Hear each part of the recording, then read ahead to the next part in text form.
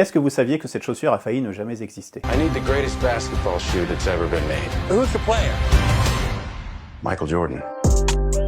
Nous sommes en 1984 et à l'époque, Michael Jordan est un jeune joueur de la NBA. On devine le fort potentiel, mais c'est un joueur comme les autres. De l'autre côté, on a Nike, une marque de chaussures de sport réservée à cette époque-là à des coureurs de foot. To run faster and safer. There are still people out there who run as if their life depended on it.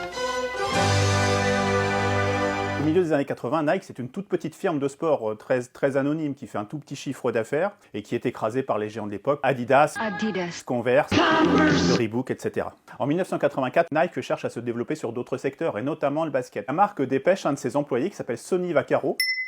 Sonny Vaccaro, c'est un Italo-américain qui a un peu du nez. Il va avoir directement les parents de Michael Jordan en Caroline du Nord et leur dire: est-ce que ça vous intéresserait? $100 000 pour la saison 84-85 pour porter du Nike.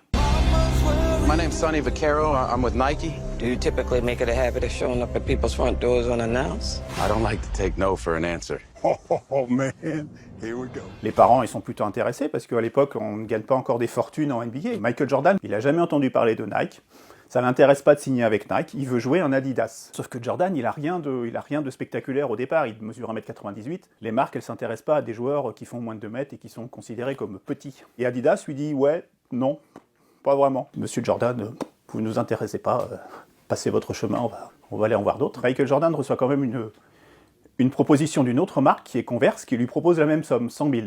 The Converse weapon, the #1 weapon in the NBA. Sonny Vaccaro quintuple la somme et il lui propose 500 000 $. Donc là, ça commence à être intéressant. Et Michael Jordan, il y va vraiment à contre-cœur dans l'Oregon, à Eugene. Dites-moi ce que vous avez proposé, mais moi je veux juste de l'argent pour l'instant, c'est pour m'acheter une voiture. Et Sonny Vaccaro lui aurait répondu, parce qu'on n'y était pas: t'inquiète pas, si tu signes ce papier, des voitures, tu pourras t'en acheter plein. Et sachant que Adidas ne lui fera pas de proposition, Michael Jordan signe. Les responsables de Nike lui dessinent tout de suite une chaussure qui est rouge et blanche, on la connaît très bien aujourd'hui, c'est la Air Jordan 1, la Air Jordan 1. Michael Jordan est laissé, il est tout de suite emballé, et l'aventure commence, l'aventure est partie.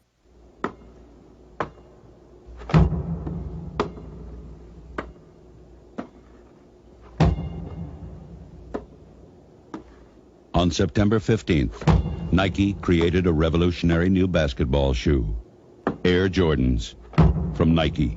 On trouve des Air Jordan partout. Le Jumpman, le logo de Jordan Brand, la marque Jordan, est aussi connu que les arches de McDonald's. Il est aujourd'hui sur la poitrine de Lionel Messi, de Neymar ou de Kylian Mbappé. That's great for the league. That's not just great for Jordan. Durant sa carrière, Michael Jordan a gagné un peu moins de $100 millions, 93 millions de dollars très exactement. L'année dernière, en 2022, alors qu'il était en retraite depuis 20 ans, il a gagné $140 millions grâce à la vente de ses produits. Aujourd'hui, Michael Jordan, il est à la tête d'une fortune personnelle estimée à plus de 2 milliards de dollars. C'est le premier milliardaire de toute l'histoire du sport. Il fait aujourd'hui partie en 2023 des 2000 personnes les plus riches du monde, grâce à une signature un jour en 1984 dans un steakhouse au bas d'un contrat de Nike. Now we have the earliest known game-worn Nike from Michael Jordan is bid at $1,100,000.